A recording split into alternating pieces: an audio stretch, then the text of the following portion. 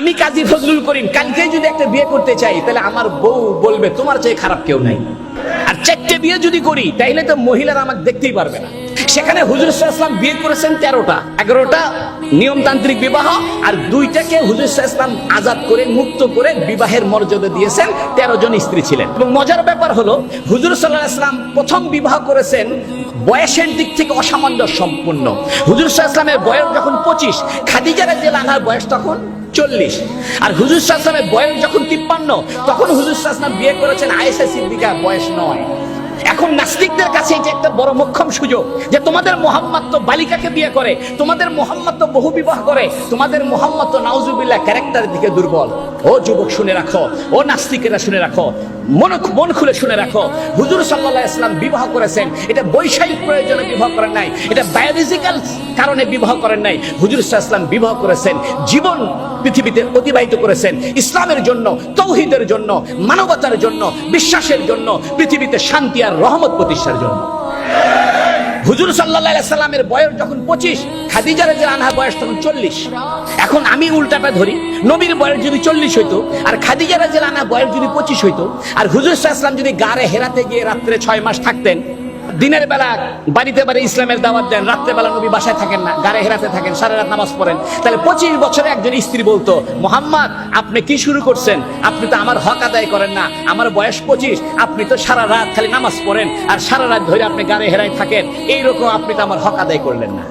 এই জন্য হুজুর সাল্লাল্লাহু আলাইহি ওয়াসাল্লাম 25 বছর বয়সে 40 বছরে একজন বিধবাকে বিয়ে করেছেন, কারণ যাতে হুজুর সাল্লাল্লাহু আলাইহি ওয়াসাল্লামের ইসলাম প্রচারে মহিলাটা সহায়ক হতে পারে, ইসলাম প্রচারে হুজুর সাল্লাল্লাহু আলাইহি ওয়াসাল্লামের স্ত্রীর সান্ত্বনাটা সহায়ক হতে পারে। এই জন্য খাদিজা রাদিয়াল্লাহু আনহা বলছেন, আপনি তো অসহায়ের সহায়, আপনি তো বিধবার সহায়, সমস্ত কাজে হযরত খাদিজা রাদিয়াল্লাহু আনহা হুজুর সাল্লাল্লাহু আলাইহি ওয়াসাল্লাম সহযোগিতা করেছেন। আমাদের স্ত্রীদের, আমাদের মা বোনদের এমন হওয়া উচিত। 2 নম্বর কথা, আয়েশা সিদ্দিকাকে কেন বিয়ে করেন অল্প বয়সে? এটা মহিলাদের বোঝা দরকার।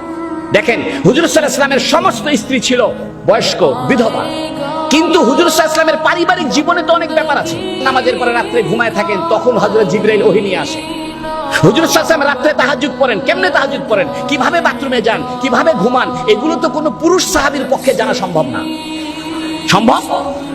হুজুর সাল্লাল্লাহু আলাইহি ওয়াসাল্লাম ইন্টারনাল লাইফ, পারিবারিক ইন্টারনাল লাইফ, রাত্রিকালীন জীবন, স্বামী স্ত্রীর একবারে অন্তরঙ্গ জীবন, এটা তো কোনো আবু হুরায়রার পক্ষে জানা সম্ভব না, এটা তো ইবনে মাসউদের পক্ষে জানা সম্ভব না, এটা তো আব্দুল্লাহ বিন আব্বাসের পক্ষে জানা সম্ভব না।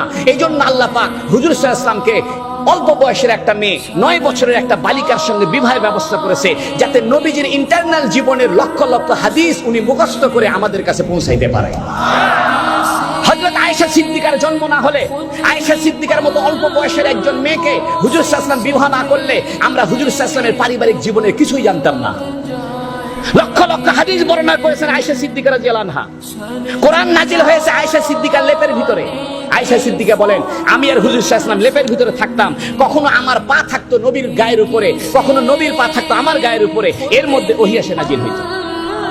আপনি আয়েশা সিদ্দিকার বিবাহ, আপনি শুধু বয়সের তারতম্য দেখছেন, বিষয় সেখানে না। বিষয় হলো এই উম্মতের জন্য, এই উম্মতের জন্য হুজুর সাল্লাল্লাহু আলাইহি ওয়াসাল্লামের ইন্টারনাল লাইফের পুঙ্খানুপুঙ্খানু বিবরণ আয়েশা সিদ্দিকার মতো একজন ব্রেনি মহিলার দরকার। আয়েশা সিদ্দিকা ছিলেন মোস্ট ব্রেনি মহিলা, মোস্ট ব্রেনি মহিলা। হুজুর সাল্লাল্লাহু আলাইহি ওয়াসাল্লামকে আল্লাহ পাক কুদরতি ভাবে হুজুর সাল্লাল্লাহু আলাইহি ওয়াসাল্লাম আল্লাহ ইশারা করিয়া আয়েশা সিদ্দিকার সঙ্গে বিবাহের ব্যবস্থা করেছেন, যাতে হুজুর সাল্লাল্লাহু আলাইহি ওয়াসাল্লামের ইন্টারনাল জীবনের পুঙ্খানুপুঙ্খানু বিষয় আমাদের পর্যন্ত পৌঁছে যায়। হুজুর সাল্লাল্লাহু আলাইহি ওয়াসাল্লাম আয়েশা সিদ্দিকাকে বিয়ে করেছেন, এটা খারাপ কিছু করেননি, বরং এটা দরকার ছিল।